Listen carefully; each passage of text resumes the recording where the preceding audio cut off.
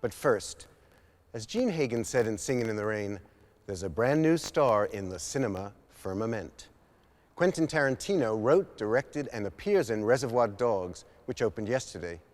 This first film generated so much excitement and hype on the international festival circuit that Tarantino had the green light on 4 movies even before his dogs were unleashed in America. Reservoir Dogs is a heist movie with a twist. A cold criminal mastermind attempts to dehumanize his 6-man team, but all those good male impulses just keep breaking through: bonding, betrayal, and an irresistible desire to torture and kill one another. Tarantino has many of the hallmarks of a modern American independent filmmaker. He missed out on film school, learned his movie history from videos, and his technique by osmosis. He's confident, energetic, and a born hustler. No wonder he's accelerated from cult director to Hollywood hot property in less than a year. Moving Pictures takes you into the hyperkinetic world of Quentin Tarantino.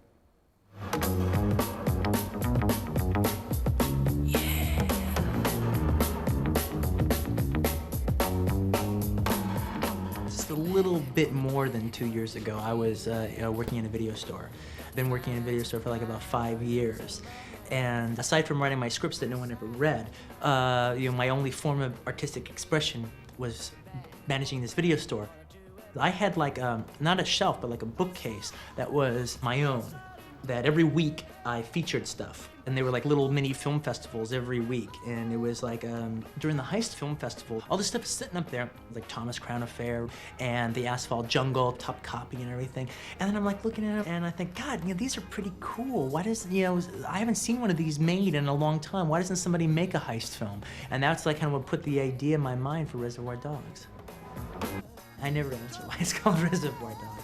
It's a mood title, mood.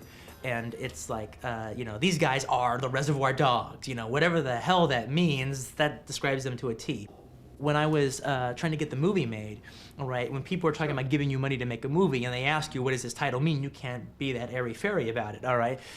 So I had to tell them something. And so what I told them, well, in French noir cinema, Reservoir Dog is a famous term that means rat, all right, and then they go, oh, really? Yeah. I go, yeah, the film's amazing. Yeah, it's in there. It's a very famous underworld saying, all right, so they left it alone. My quick thing is it's about a bunch of guys who go to commit a robbery and everything that can goes wrong does go wrong. An important thing is this is a movie that the entire movie takes place in what a normal film of this genre would be given 10 minutes to. After the robbery, everyone shows up and divides up the money. That's normally given 10 minutes at the end of a movie. All right, well, forget that. I'm gonna make the whole movie about that. I basically stopped the movie clock. Take the movie clock that appears in most movies, thrown it out, and put a real-time clock in there. Okay, we're gonna put these characters and we're gonna give you all the beats, all right, that happen in real life. The movie takes place basically in the course of an hour in that warehouse. And you're in that warehouse for an hour. Every minute for those robbers stuck in that warehouse is a minute for you.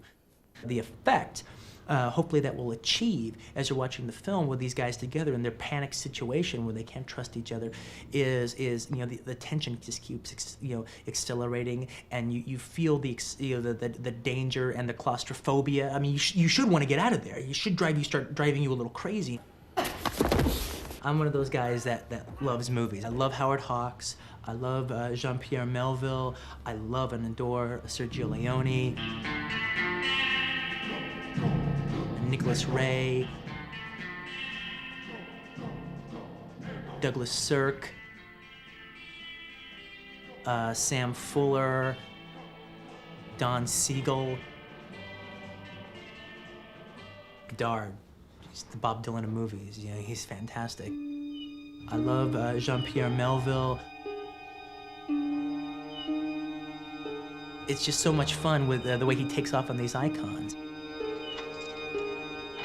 What he will do is he would take these, Bogart Cagney gangster films that he loves so much, take them from Warner Brothers, and basically almost redo them verbatim, but he would set them in Paris and Marseille and Fontainebleau, and that changed everything. It changed everything. And all of a sudden the gangsters, they had this American code and American ethics, but they also had this weird kind of poetic, Frenchness about them and romanticism that the French had. What Melville did that was so exciting to me is he throws in these like left turns constantly as far as the plot is concerned, and takes the rules, understands the rules, and loves the rules, but creates rules of his own, almost reinvents the genre. It's funny because I've always considered Reservoir Dogs a genre-based art film.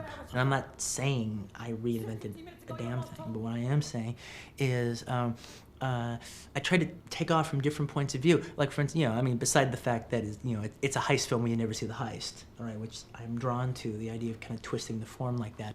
The Thing was probably the one movie of all the like individual films that I've seen that like probably influenced Dogs the most, because it's in some ways it's it's the same idea where you have a bunch of guys trapped in a situation that they can't get out of, in a very claustrophobic situation where nobody can trust anybody else.